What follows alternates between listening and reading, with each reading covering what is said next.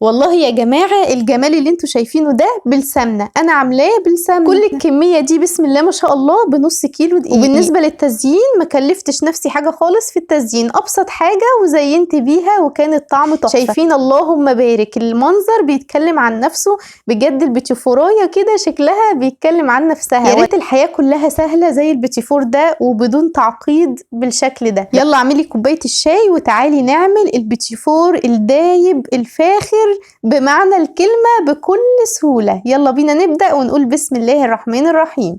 اول حاجة هنجهز السمنة مع بعض. انا هعاير 300 جرام من السمنة. طب دلوقتي يا ام هنا انا ما عنديش ميزان، اعرف ازاي 300 جرام سمنة؟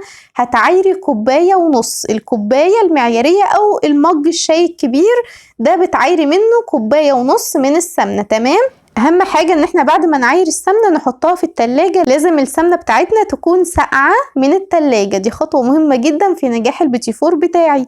تاني حاجة عايرت كوباية من السكر البودرة، بس ما تبقاش مليانة قوي، ده كده مناسب جدا بالنسبة لي. لو بتحبي الحاجة مسكرة شوية املي الكوباية قوي. تمام. بعد كده هحط السمنة بتاعتي بعد ما خرجتها من التلاجة، هحطها على كوباية السكر وهبدأ أضربهم بالمضرب الكهربائي 5 دقايق تقريبا أو 6 دقايق. والخطوة دي للأسف ما ينفعش لا بالخلاط ولا بالمضرب اليدوي، مهم جدا بالمضرب الكهربائي أو في العجان، بس كده علشان نوصل للقوام اللي انتوا شايفينه ده قوام لونه فاتح كريمي هش وطبعا تضاعف زي ما انتوا شايفين كده. ايه بقى الخطوة اللي بعدها؟ هحتاج 2 بيضة بس ما ينفعش انزل بالاتنين مرة واحدة علشان القوام ما يخفش معايا. فبعمل ايه؟ بحط اول بيضة معايا وبحط عليها رشة من الفانيليا وابدأ ان انا اتوهها في الخليط بتاعي واضربها شوية بالشكل ده لحد ما تختفي تماما. بعد كده انزل بالبيضة التانية واحط لها برضو رشة من الفانيليا واتوهها هي كمان واضرب بقى شوية كويسين لحد ما الاقي كمان القوام كده بقى اخف معايا وبقى هاشش اكتر كمان من الاول. تمام ما شاء الله بالشكل ده.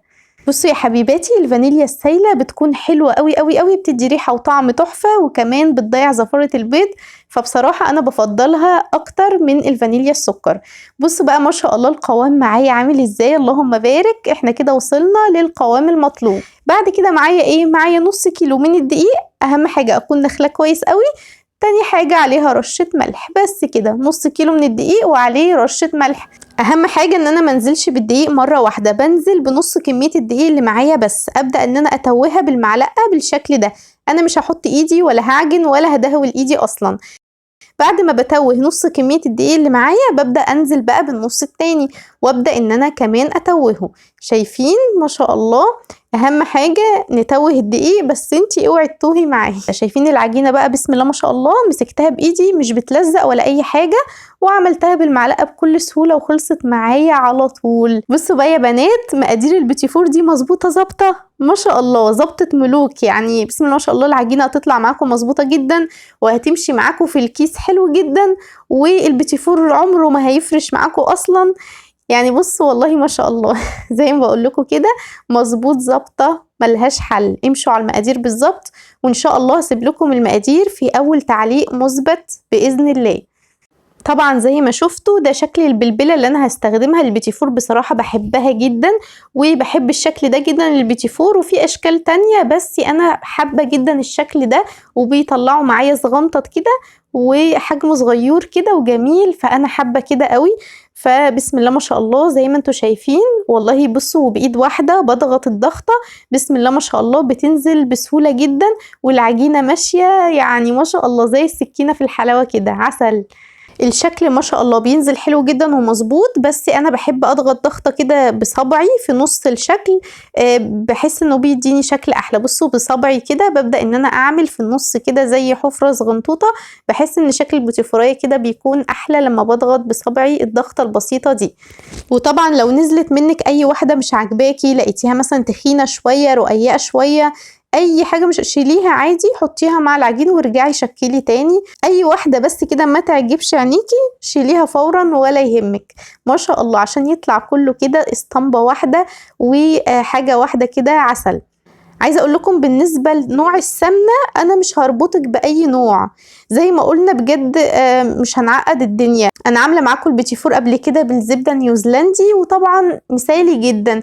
جيت اعمله بزبده فرن السنه اللي فاتت، كان بسم الله ما شاء الله النتيجه جت وهميه معايا بزبده فرن. والمره دي بقى عملته معاكم بالسمنه، جربوه وهتيجوا تدعوا لي. تعالوا بقى يا حبيباتي اقول لكم على التسويه. اهم حاجه الفرن بتاعك يكون متوسط، 170 180 درجه على حسب الفرن بتاعك، هل هو عالي ولا هادي. فاهم حاجه درجه حراره متوسطه. اهم حاجه الظهر بتاعه ياخد لون ذهبي جميل، ولو حابه برضو الوش بتاعه ياخد لون ذهبي هتقيدي الشوايه، بس تبقي بقى مركزه جدا علشان ما ينفعش خالص الوش بتاعه يحمر، لازم برضو ياخد لون ذهبي خفيف او الوش بتاعه يكون ابيض، فزي ما انتي حابه. اهم حاجه في تسويه البيتي فور انك تقعدي كده، هاتي كرسي واقعدي جنب الفرن وتابعي التسويه علشان التسويه تظبط الدنيا معاكي وتطلع مظبوطه جدا. زي ما انتي شايفه كده كله لون واحد ولونه ذهبي وما شاء الله.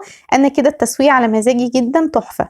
جبت معايا بقى 150 جرام من الشوكولاته الخام، حطيت عليهم 5 معالق صغيرين من الزيت، وحطيتهم على حمام بخار ماء، يعني ميه حطيتها على النار لحد ما غليت كويس جدا، وبعد كده حطيت فوقيها الشوكولاته علشان تسيح على البخار بتاع الميه دي.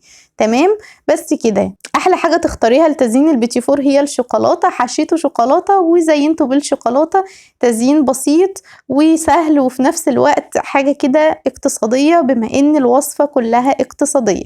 وما شاء الله كمان الموضوع ما خدش مني وقت خالص، فعلا الموضوع سهوله جدا. يعني هي الشوكولاته اللي انا مسيحاها بقيت احشي بيها وازين بيها وطلع معايا بالجمال ده. بسم الله ما شاء الله، بجد تستاهل لايك كتير طبعا فضلا وليس امرا.